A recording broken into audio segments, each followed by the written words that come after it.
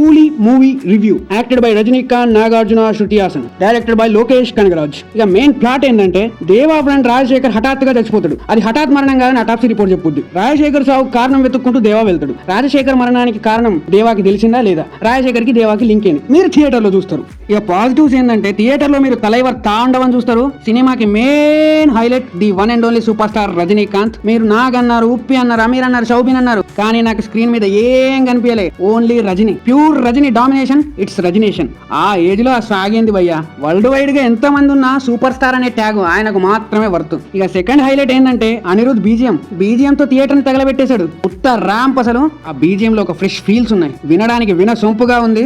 ఇప్పటి వరకు మనం చూస్తున్న ఫైట్ సీన్సే అయినప్పటికీ అందులో తలైవర్ ఉండడంతో మనకు ఫ్రెష్ ఫీల్స్ తెప్పిస్తాయి ఫైట్ సీన్స్ అయితే. It was decent. ఇక స్టోరీ కూడా కొంచెం కొత్తగానే ఉందనుకోండి. డిఏజింగ్ టెక్నాలజీ మధ్యలో వచ్చిన అన్ని సినిమాల్లో వర్కౌట్ అవ్వట్లేదు. అసలు దాంతో సినిమా దొబ్బుతుంది. కానీ బట్ ఫర్ ఎ చేంజ్ రజనీకి అదే ప్లస్ అయింది. ఈ జనరేషన్ ఇప్పటి వరకు చూడని వింటేజ్ తలైవర్ ని లోకేష్ కనగరాజ్ ఫ్లాష్ బ్యాక్ తో మనకు చూపించిండు. It was worth watch. Flashback అయితే కొత్త ర్యాంప్ చింపి దెంగిండు. ఇక పోతే ఇది అగ్మార్గ్ లోకి ఫిలిం. లోకి మార్క్ యాజ్ టీస్ ఉంటది. మీరు టైం ట్రావెల్ అని, సైఫై అని ఏదేదో జానర్ ఎక్స్పెక్ట్ చేసి పోతే మీరు పప్పులో కాలేసినట్టు అవుతారు. ఎందుకంటే ఇది లోకి మార్క్ ఫిలిం. లోకి సినిమాలాగే డ్రగ్స్ చుట్టూ, స్మగ్లింగ్ చుట్టూ, గ్యాంగ్స్టర్ చుట్టూ తిరిగే కథే ఇది.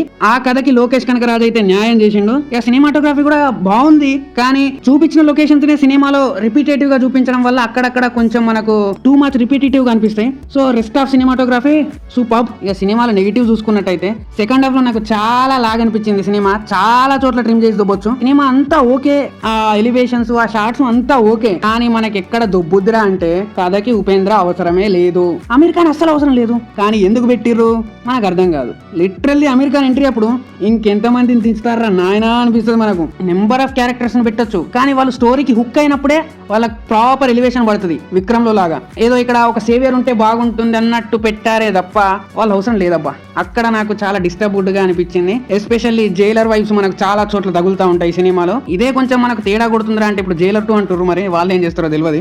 ఇంటర్వెల్ దాకా మనకు సాలిడ్ బొమ్మ చూపిస్తాడు లోకేష్ కనగరాజు. ఇంటర్వెల్ కి అయితే పీక్ కోసేసుకోవచ్చు, ఆ రేంజ్ లో ఉంటది. ముడిచిడదామా.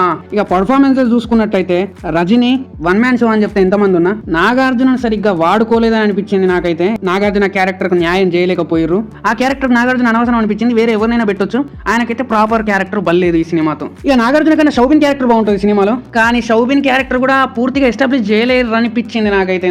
ఎందుకంటే షౌబిన్ కి ఒక కాయిన్ కు 2 సైడ్స్ ఉన్నట్టు ఈ సినిమాలో షౌబిన్ క్యారెక్టర్ కూడా 2 సైడ్స్ లో ఉంటుంది. అక్కడే దొబ్బింది అనుకుంటున్నా ఆయన క్యారెక్టర్ నాకైతే. ఇక పోతే శృతి హాసన్ యాజ్ వెల్. ఉపేంద్ర అవసరం లేదు, అమీర్ ఖాన్ అవసరం లేదు, సత్యరాజ్ క్యారెక్టర్ కు స్కోప్ లేదు. Finally Rajini one man show. Coming to the director Lokesh Kanagaraj తన వేలో మనకు చెప్పాలనుకున్న కదా ప్రాపర్ గా చెప్పిండు.